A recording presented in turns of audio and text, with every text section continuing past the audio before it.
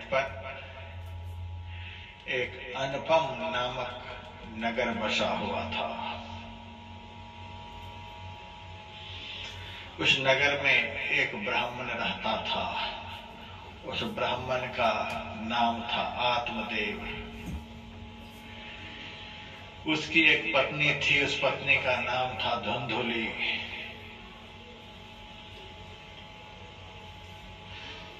दोनों बड़े धार्मिक।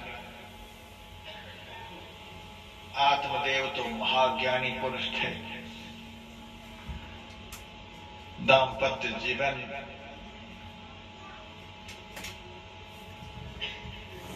जीते जीते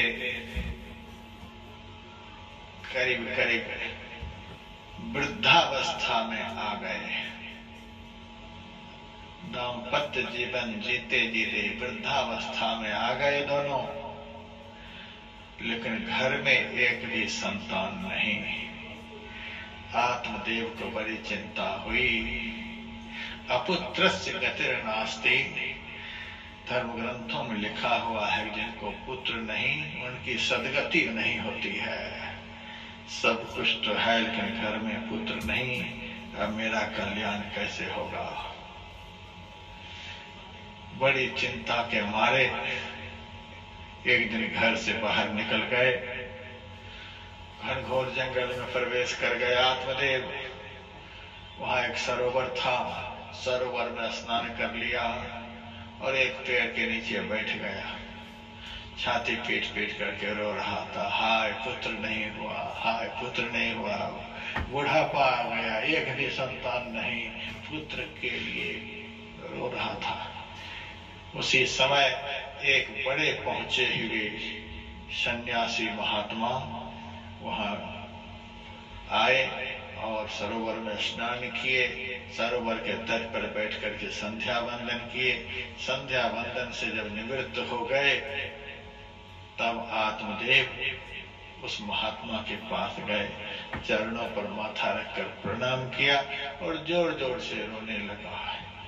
महात्मा ने कहा, ब्राह्मण देवता क्यों रो रहे हो, क्या हुआ तुम्हारा, क्या हुआ, सब कुछ हो ही गया, क्या सब कुछ हुआ।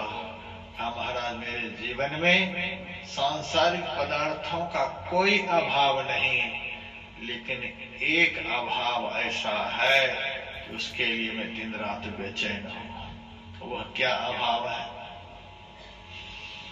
संतति का अभाव है। एक पुत्र नहीं है।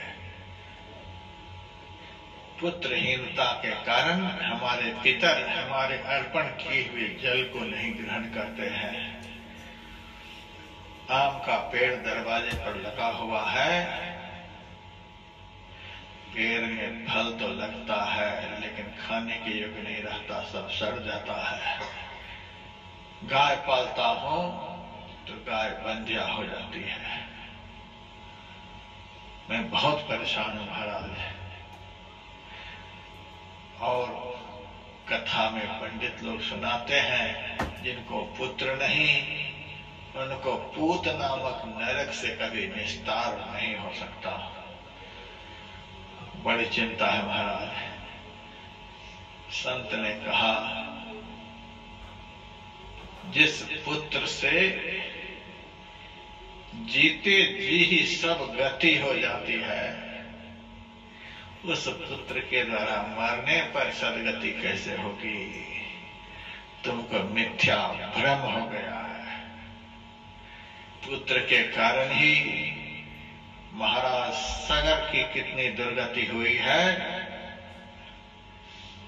आप पढ़ो भागवत,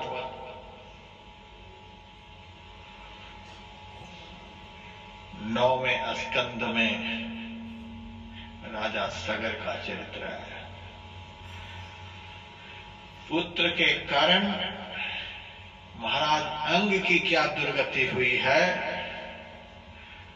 पढ़ो भागवत के 4th स्कंद। और पुत्र के कारण महाराज चित्रकेतु की क्या दुर्गति हुई है। पढ़ो भागवत के 6ठा स्कंद, क्या नहीं दुर्गति हुई है। और उसी पुत्र के लिए हाय हाय कर रहे हो। सत्यम माता पिता ज्ञान दया भ्राता क्षमा सखा, क्षमा पत्नी, शांति पत्नी, क्षमा पुत्र, सडेते मम बांधवा। क्षमा ही पुत्र है, शांति ही पत्नी है, सत्य ही माता है, ज्ञान ही पिता है, धर्म ही भाई है, सखा है। ये सब हमारे यथार्थ में संबंधी हैं। तुम संसार के शरीरधारियों को संबंधी मान रखा है। ब्राह्मण देवता चरणों में लिपट गए, जो कुछ भी होगा देखा जाएगा, लेकिन हमें एक पुत्र दे ही दो। तो संत ने कहा कि अच्छा, लात के भूत बिना बात के नहीं, बिना बात के भूत बिना लात के नहीं समझते हैं। जब लात पड़ेगी तब पता चलेगा। जाओ ये लो फल, पत्नी को खिला देना, नियम धर्म से 1 साल तक रहेगी तो बड़ा ज्ञानी पुत्र होगा। जा, हाथ में फल दे दिया। आत्मदेव खुश होकर के घर आया, पत्नी के हाथ में दिया। पत्नी का क्या है? पुत्र प्रदान करने वाला संत का प्रसाद रूप फल है, खा लो पुत्र होगा। तो पुत्र हो जाएगा इससे? हाँ। हाथ में फल दे करके अपने स्नान वगैरह के लिए नदी तट की तरफ चले गए। अब पत्नी का नाम तो धुंधुली, आधी पगली तो पहले से ही थी। फल हाथ में लेकर मन ही मन सोचती है, इस फल के खाने से तो मैं गर्भवती हो जाऊंगी। गर्भवती होने के बाद तो शरीर बढ़ने लगेगा, जहीं तहीं से बढ़ेगा। देखने में शरीर कैसा लगेगा? विकृत रूप हो जाएगा। बीमार भी बीच बीच में रहना ही पड़ेगा। चोर डाकू भी कलयुग आ ही गया है, घर में घुसते ही है। जिनके शरीर हल्के होंगे वे तो छलांग लगा करके दीवार फाड़ करके भाग जाएंगे, लेकिन हम तो घर में ही फंस जाएंगे, मार खानी पड़ेगी हमको। बहुत बातें बना बना करके रो रही है, विलाप कर रही है। दुनिया में वही नारी बढ़िया है जिनको एक भी पुत्र नहीं है, जो विधवा है, जो बंध्या है। कौन आफत ले?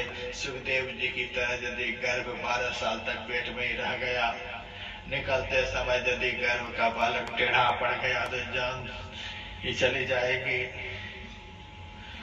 बहुत कुछ चिंतन कर करके रो रही है। फल को छिपा करके रख दिया। पति आए, पूछते हैं खा लिया? हाँ खा लिया। झूठ बोल रही। अब मन में होता है झूठ तो बोल गए हैं, संत का दिया हुआ प्रसाद तो निष्फल जाता नहीं है। तो समय पर पुत्र नहीं होगा तो पति क्या कहेंगे? बड़ी चिंता मन दुबली हो रही है। तब तक उनकी बड़ी बहन आई, क्या बात है, क्या दुबली हो रही है? सारी बातें बता गई। तो बड़ी बहन कहती, देखो मैं गर्भवती हूँ, मुझे बालक हो जाएगा 5-6 महीने के बाद। मेरे पति को कुछ पैसे दे देना, मेरे तो और भी बालक है,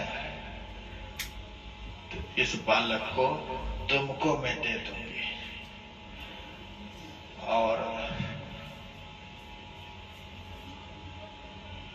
तुम अपने पति से कह देना कि हमारे स्तन में दूध नहीं उतर रहा है, तो हमारी बड़ी बहन के पुत्र तो हुए लेकिन वे जीवित नहीं रहे, मर गए। तो हमें पुत्र है तो थन में दूध नहीं, हमें पुत्र है तो थन में दूध नहीं, उनको पुत्र नहीं है तो थन में दूध है।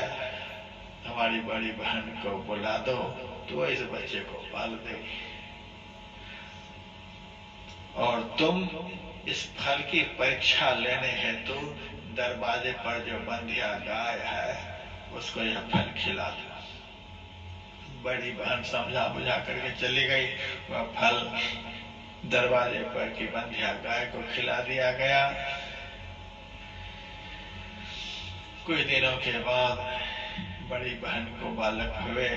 सब तो षड्यंत्र किया हुआ था ही, लेन देन सब हो गया, बालक का पोषण भी होने लगा। अब आत्मदेव कहता है इस बालक का नामकरण संस्कार तब हो जाना चाहिए। तो धुंधुली कहती है पैदा किया बालक को मैं, नाम रखोगे तुम? ऐसा नहीं होगा, नाम मैं रखूंगी। ठीक है तुम ही रखो। तो धुंधुली कहती है नाम मैं इस प्रकार की रखूंगी कि मेरा नाम भी सब दिन चलता रहे, अपनी राशि पर का नाम। ठीक है रखो। तो वह थी धुंधुली, तो बेटे का नाम रख दिया धुंधुकारी। हमारी राशि पर का मेरा नाम जुग जुगान चलता रहेगा। चलो कोई बात नहीं। 3 महीने के बाद संत का दिया हुआ फल जो गाय खाई थी, गाय के उदर से एक मनुष्य बालक का जन्म हुआ। शरीर तो मनुष्य के जैसा, लेकिन कान था गाय के कान के जैसा। अब तो गांव के लोगों ने कहा देखो कैसा यह भाग्य पलट खाया ब्राह्मण देवता का। जब नहीं हो रहा था तो पत्नी को भी कुछ नहीं, होने लगा तो गाय भैंस के पेट से भी बालक का जन्म होने लग गया। देखो कैसा पुण्य किया था इस ब्राह्मण ने। गांव के लोग बड़े खुश हो रहे हैं, ब्राह्मण देवता बड़े खुश हैं। अब पत्नी से कहा कि गाय ने इस बालक को जन्म दिया है, इस बालक का तो नाम कम से कम मैं रख दूं। रखो, उससे कोई लेना देना नहीं हमको, रखो इनका नाम। ब्राह्मण देवता ने गाय के जैसा जो कान था उस बालक का, इसीलिए इस बालक का नाम रखा गोकर्ण। गाय के बालक का नाम गोकर्ण हो गया। दोनों बच्चे बढ़ने लगे। एक होता है नाद वंश, दूसरा होता है बिंदु वंश। जैसे तैसे स्त्री पुरुष के संयोग से जो बालक होते हैं उसको कहते हैं बिंदु वंश। वह तो माता पिता के जैसे संस्कार होते हैं उस संस्कार के अनुरूप रजवीर से जो संतान होती है, तो संस्कार के अनुरूप ही वह संतान होती है। लेकिन दूसरा होता है नाद वंश। संत के आशीर्वाद से, संत की कृपा से जो संतान होती है उसको कहते हैं नाद वंश। वह बड़ा संस्कारी होता है। बालक बड़ा संस्कारी हुआ। एक महा कुसंस्कारी, दूसरा महासंस्कारी, दोनों बड़े हुए। धुंधकारी जब गांव घूमने के लिए निकले तो छोटे छोटे बच्चे को इधर उधर खेलते हुए पायत उठा करके कुआं में फेंक दे, किसी की गर्दन ही काट ले, किसी के घर में आग ही लगा दे। उनके अत्याचार से दुखी होकर के बड़ा भाई, छोटा भाई गोकर्ण तीर्थ यात्रा के लिए चला गया। कौन इस आफत वाले भाई के घर में रहे, परहेज ही कर लेना चाहिए। चले गए। बाप भी बड़ा परेशान है बेटे से। अब उनको मन में होने लगा, संत पहले ही कहते थे कि बड़ी दुर्गति होती है। यदि पुत्र अनुकूल हो गया तो उसके प्रेम प्यार में ही भगवान को भूल जाओगे, और यदि पुत्र प्रतिकूल हो गया तो लात मार मार कर भगवान को भुला देंगे। या तो भूल जाओगे या भुला दिए जाओगे। किसी भी तरह से जो भगवान से विमुख करा दे वो कभी अपना नहीं हो सकता है। आज उनको पश्चाताप हो रहा था। संत जो कह रहे थे, हम यदि पहले मान लिए होते तो आज हमारी दुर्गति नहीं। ये पापी पूरे नगर में खलबली मचा रखा है। सब लोग आकर के उलाहना देते रहते, कैसे नीच को मूर्ख ने तूने जन्म दे दिया, कैसे नीच को जन्म दे। पूरे गांव के लोग गाली देते हैं। उसके बाद घर की भी संपत्ति को लुटा लुटा करके चौपट कर दिया घर को। अब जब पैसे मांगने के लिए आते, शराब पीने के लिए, नहीं देते तो डंडा से बाप को पीटता है। बड़ी दुर्गति माँ का बाप का कर दिया। अब बाप के मन में हो गया ऐसे घर में रहना व्यर्थ है। रातों रात घर को छोड़ करके दरवाजे पर बैठ गए, हाय हाय कर रहे हैं। तब तक न जाने कहां से गोकर्ण आए। कहा पिताजी क्यों रो रहे हो? कहा क्यों रो रहे? कोई दुर्गति बंधी नहीं। दुर्गति का नक्शा तो तुमने ही बनाया था, अब क्या करें? बेटा अब करो क्या, सब बताओ। करो कुछ नहीं।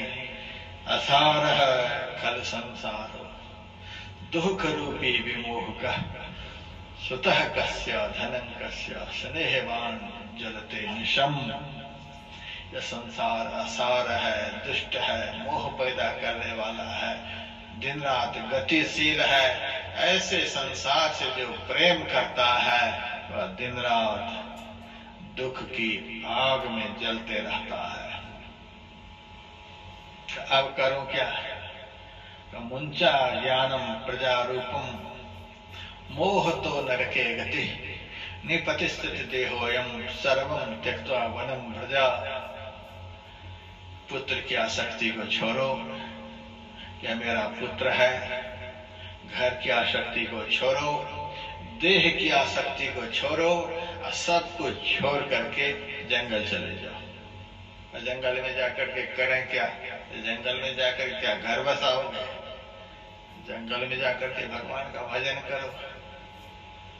शरीर को अस्थि मांस का पिंड समझ लो, संसार को मिथ्या समझ लो, संसार की आसक्ति का त्याग कर दो, वैराग्य राग के रसिक बन जाओ। दिन रात परमात्मा चिंतन करते हुए अपने जीवन और जन्म को सफल बना लो।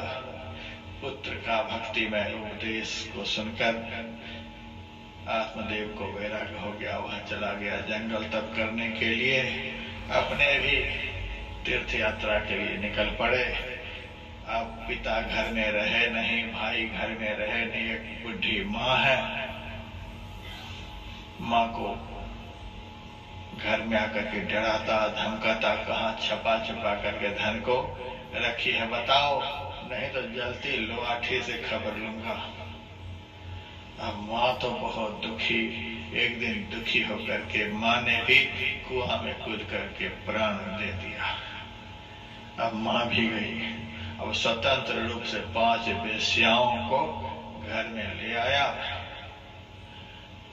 और दुराचार में लिप्त हो गया।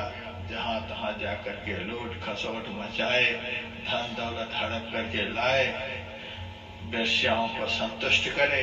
एक दिन वेश्याओं के मन में हुआ ये लूट खसोट मचाता है, कभी न कभी तो दंड का अधिकारी होगा और इसके साथ हम लोग भी फंसेंगे।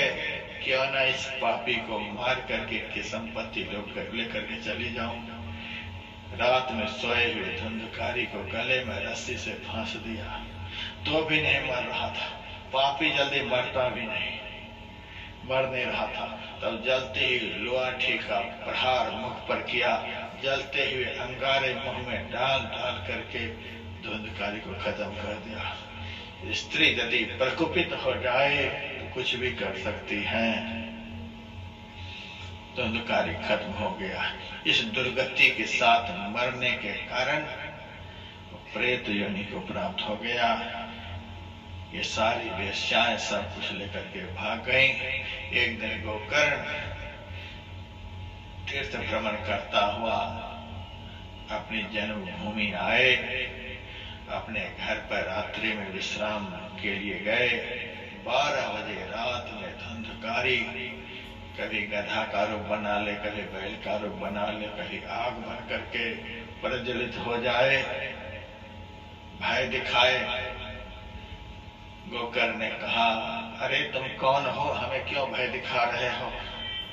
तो बोल सकता नहीं। देखिए प्रेत का शरीर कैसा होता है, बोल सकता नहीं, स्थिर रह नहीं सकता, प्यास बहुत सताती है, बहुत परेशान। भैया आप मेरा उद्धार करो, भैया आप मेरा उद्धार करो। कहा हुआ क्या? बोलता क्यों नहीं? बोल सकता नहीं, केवल संकेत करता है। बहुत दुर्गति में तब गोकर्ण अपने कमंडल के पवित्र जल को मंत्र पढ़कर उनके ऊपर छिड़क दिया, तो मंत्र के प्रभाव से उनका पाप कुछ समन हुआ। फिर अपना सारा वृत्तांत सुनाया, मैं अपने पाप के कारण ये दुर्गति को प्राप्त हो गया, अब मेरा कोई उद्धार करो। गोकर्ण ने कहा, तुम्हारे नाम से तो मैंने गया जी में बहुत पिंड दिए, बनारस में, पुष्कर में, सब जगह जाकर के पिंड दान किए, तभी तुम्हारा उद्धार नहीं हुआ। अरे भैया, हम क्या कहें, हम इतने पाप किए हैं कि एक पिंड को कौन कहे, 1,00,000 बार भी गया हमें पिंड दोगे तो भी हमारा उद्धार नहीं होगा, मेरे उद्धार के लिए कोई और उपाय सोचो। तो गोकर्ण ने कहा, जब लाखों गया में पिंड देने से उद्धार नहीं हो सकता, तुम्हारा उद्धार होगा कैसे? अच्छा ठहरो, तुम यहीं पर रहो, हम कल विचार करते हैं। सवेरा हुआ, नगर निवासियों को सारा वृत्तांत बताया, ऐसी ऐसी घटना रात में घटित हुई है। कहा, महाराज आप तो खुद ज्ञानी हो, आप उपाय सोचो। गोकर्ण सूर्य भगवान के बहुत बड़े भक्त थे। सूर्य भगवान को हाथ जोड़कर उन्होंने कहा, महाराज मेरे भाई का उद्धार कैसे होगा, आप बताइए। सूर्य भगवान ने कहा, तुम अपने भाई को अपने ही मुंह से श्रीमद् भागवत महापुराण की कथा सुनाओ। ये भगवान की कथा मनुष्य को कौन कहे, जो कर्म से प्रेत बन गए हैं, उसका भी कल्याण कर देती है। सुनाओ। कथा का अनुष्ठान हुआ, सब लोग कथा सुनने के लिए आए और प्रेत भी आया, लेकिन प्रेत का शरीर वायु प्रधान होता, वो एक जगह ठहर नहीं सकता। एक सात गांठ वाला बांस था, बिल्कुल सीधा खड़ा था, उसी बांस के नीचे में वह घुस गया, बैठ करके सुनने लगा। सुबह से शाम तक कथा हुई। उस कथा के प्रभाव से बांस की एक गांठ फट गई। दूसरे दिन की कथा खत्म हुई, दूसरी गांठ फट गई। तीसरे दिन की कथा, क्रम से 7 दिन की कथा में 7 गांठें फट गईं। उस गांठ के अंदर से, उस बांस के अंदर से वह धुंधकारी प्रेत बनकर नहीं निकला, देवता बनकर के निकला। उनको लेने के लिए नंद सुनंद पार्षद विमान लेकर के आए और कहा, बैठो इस विमान पर। धंधकार तो कूद करके विमान पर बैठ गया कि पता नहीं नंद सुनंद को पता चल जाए कि महापापी है, तो लेकर के खाली विमान न चला जाए, इसीलिए झट से बैठ गया। विमान पर जैसे बैठा, सारे नगर निवासी जो कथा सुन रहे थे, उन्होंने गोकर्ण से कहा, महाराज कथा तो हमने भी सुनी, लेकिन विमान आया केवल इसके लिए, हम लोग तो नीचे ही रह गए। कहा, अभी नंद सुनंद गया नहीं है, उन्हीं से पूछो क्यों एक विमान लेकर आया, इतने सारे लोगों के लिए भी लाता। सब लोगों ने हाथ जोड़कर नंद सुनंद से कहा, मेरे लिए विमान नहीं आया, क्या बात है? नंद सुनंद ने कहा, कथा में भेद हुई है, सुनने में भेद हुई है, देवता कभी भेद नहीं करते हैं। कथा तो बड़े प्रेम से सुनाए गोकर्ण ने, लेकिन सुनने वाले श्रोता में अंतर रह गया। ये प्रेत बांस के नीचे घुस गया था, वो हिलता नहीं था, वहां से स्थिर होकर के 7 दिनों तक निराहार रह करके कुछ खाया पिया नहीं। दिन भर कथा को सुनता था, रात भर जो सुनता था सो करता था। दिन में सुने, रात में करे। सुनना और करना जब दोनों चलता है, तब कथा का चमत्कार होता है। सुन करके सो जाए, जाकर कह सुन लिया आप तो वैकुंठ से विमान आ ही जाएगा, उनके लिए जीवन में कभी विमान नहीं आएगा। इलम पढ़ा और अमल नहीं, तो अमल बिन इलम खाक है जी। इलम पढ़े और अमल करे, उसके तो हम मुस्ताक है जी। ये दोनों बातें होनी चाहिए। सुनते हैं बहुत, करते हैं कुछ नहीं। यह भागवत की कथा का फल नहीं है। नंद सुनंद ने कहा सुनने में भेद है। इन्होंने निराहार रह करके निष्ठा पूर्वक एक निष्ठ होकर के एक जगह बैठ करके कहीं इधर उधर हिले नहीं, कभी भी इसका मोबाइल बजा नहीं, एक बार भी मोबाइल इसका बजा नहीं। तुम लोग तो मोबाइल भी बजाते रहे, सुनते भी रहे, हिलते रहे, डुलते रहे, बैठते रहे, उठते रहे। बहुत तो खा पी करके आए, बहुत जा करके खूब खाएंगे। यहाँ तो मोदी जी का रैली चल रही है, खूब खाओ पियो मौज उड़ाओ, वोट भी दे दो। लेकिन भागवत की कथा ऐसे नहीं सुनी जाती है।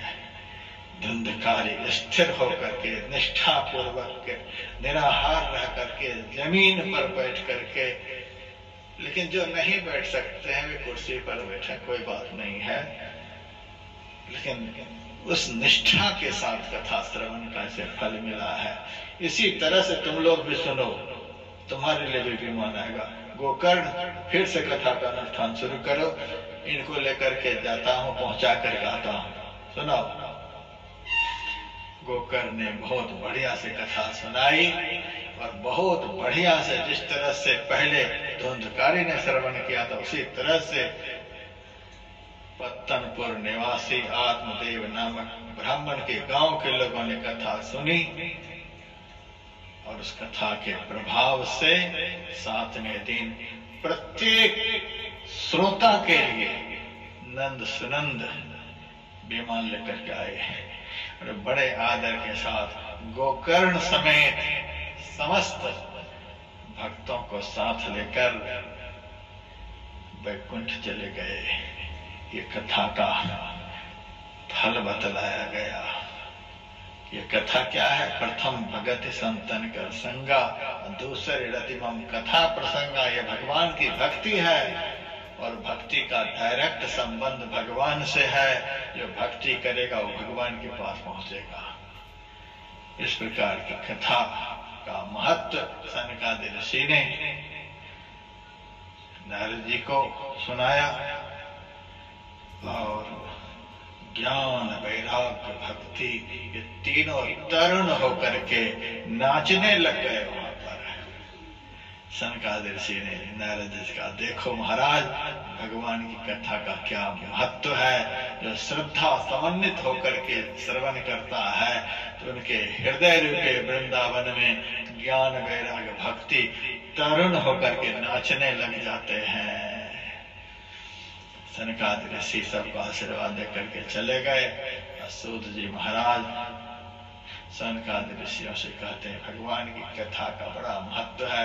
ये कान के लिए बड़ा रसायन है, भक्ति ज्ञान वैराग्य आदि को बढ़ाने वाली है। इस कथा के श्रवण से भगवान प्रसन्न होते हैं। जिनके ऊपर भगवान प्रसन्न हो जाते हैं, संसार दुश्मन होकर उसका कुछ भी नहीं बिगाड़ सकता है, उसका परम कल्याण होता है। 6 अध्यायों में भगवान वेद व्यास जी ने श्रीमद् भागवत महापुराण का महात्म्य लिखा है। प्रथम सत्र में महात्म्य सुनाया जाता है। अभी कथा शुरू नहीं हुई है, कथा का महात्म्य सुनाया गया। कथा शुरू होगी लगभग 3 बजे से। समय से आप लोग आइएगा, मोबाइल और मुंह को बंद करके आइएगा और बड़े आराम से सुनिएगा। बिल्कुल सामान्य रूप में सुनाया जाएगा। अब हमारे गायक जी बैठे हैं,